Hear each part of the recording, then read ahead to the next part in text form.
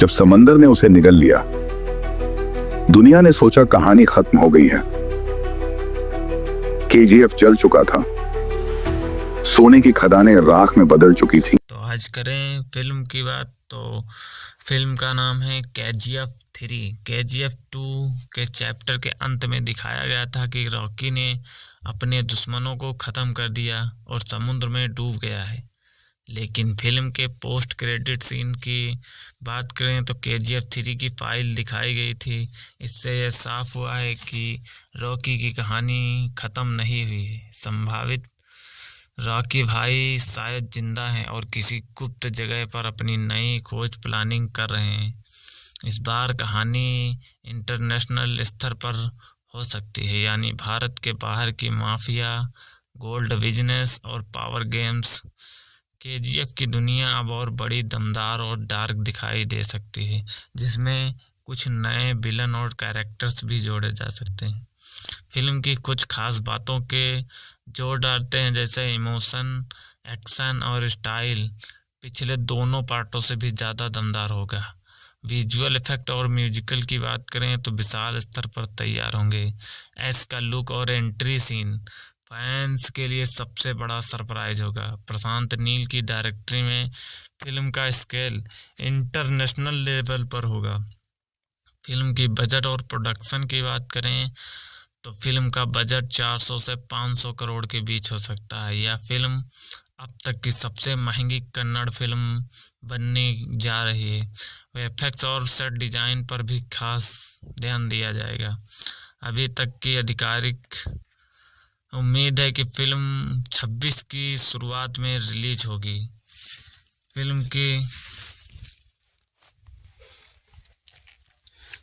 के थोड़ा और डीप रिव्यू करते हैं तो कहानी की शुरुआत वहीं से होती है जहां चैप्टर 2 खत्म हुई थी। समुद्र की गहराई में एक जहाज डूबता है और उसके साथ ही सबको लगता है कि रॉकी भाई मर चुका है। भारत भर में अखबारों की हेडलाइन बनती है कि रॉकी भाई की मौत यानी केजीएफ का अंत। पर कहानी के असली खिलाड़ी इतने आसान तरीके से ख़त्म नहीं होते। इसी इंडोनेशिया के तट पर कुछ मछुआरों का एक घायल आदमी को पानी से बाहर निकालते हैं। उसके हाथों पर जलने के निशान, चेहरों पर खून के धब्बे और हाथों में वही पुरानी चमक। वो और नहीं, कोई रॉकी भाई हैं। रॉकी भाई अब किसी को भी नहीं जानता। दुनिया को उसे मरा माना हुआ चुका है, लेकिन वह जानता है कि अभी उसका मिशन अधूरा है। उसने सब कुछ खो दिया, माँ, शक्ति और साम्राज्य। अब वह सिर्फ बदला और विरासत चाहता है। इंडोनेशिया से दुबई और दुबई से अफ्रीका तक रॉकी की यात्रा शुरू होती है। वह गोल्ड माफिया के इंटरनेशनल नेटवर्क को समझता है। जिन लोगों ने केजीएफ के खदानों की तबाही किया, वो अब द शैडो सिंडिकेट नाम की एक गुप्त संस्था चला रहे हैं। इस संगठन का नेता किंग रिकार्डो, जो सोने के काले कारोबार को वैश्विक स्तर पर नियंत्रित करता है।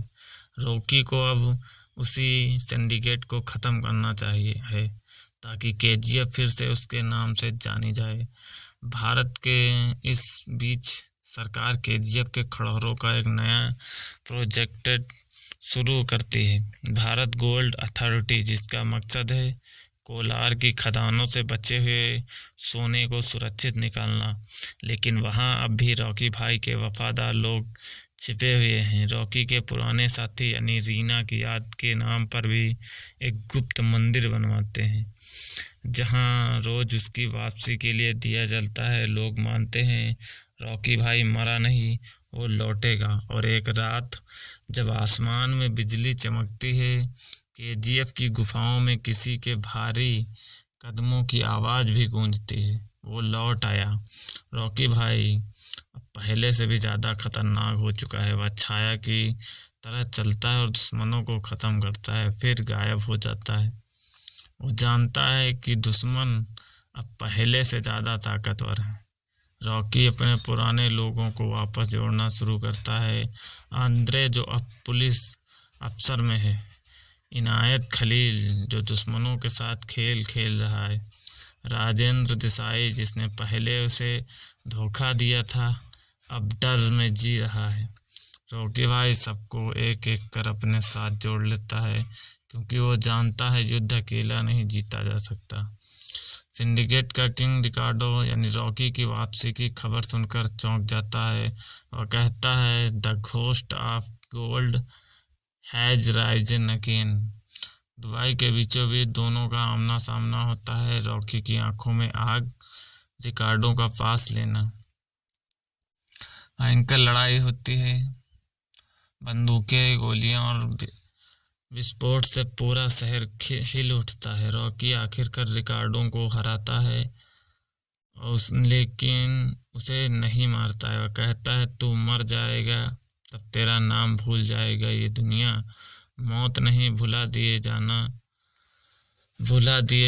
जाना सजा है। रॉकी वापस भारत लौटता है, जहाँ KGF की खदानों में एक फिर उतरता है और वहीं की दीवारों पर अपने हाथों से लिखता है, history repeated itself but legends never die. वह गरीबों के लिए स्कूल, अस्पताल और घर भी बनवाता है। KGF अब सिर्फ एक खान नहीं बल्कि रॉकी फाउंडेशन बन जाता है।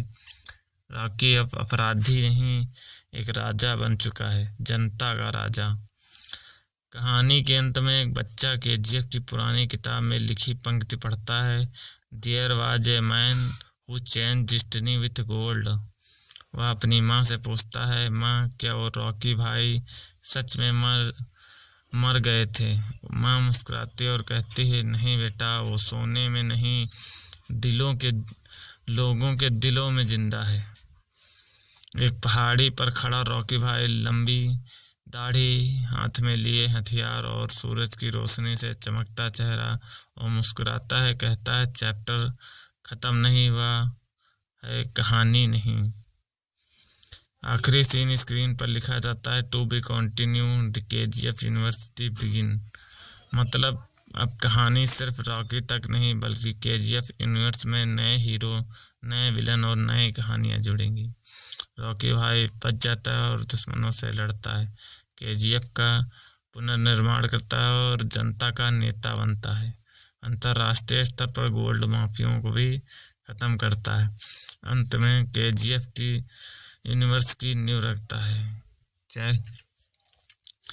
फिल्म का रिव्यू अच्छा लगे तो चैनल को सब्सक्राइब करें, बेल आइकन को प्रेस करें। Thank you, take care.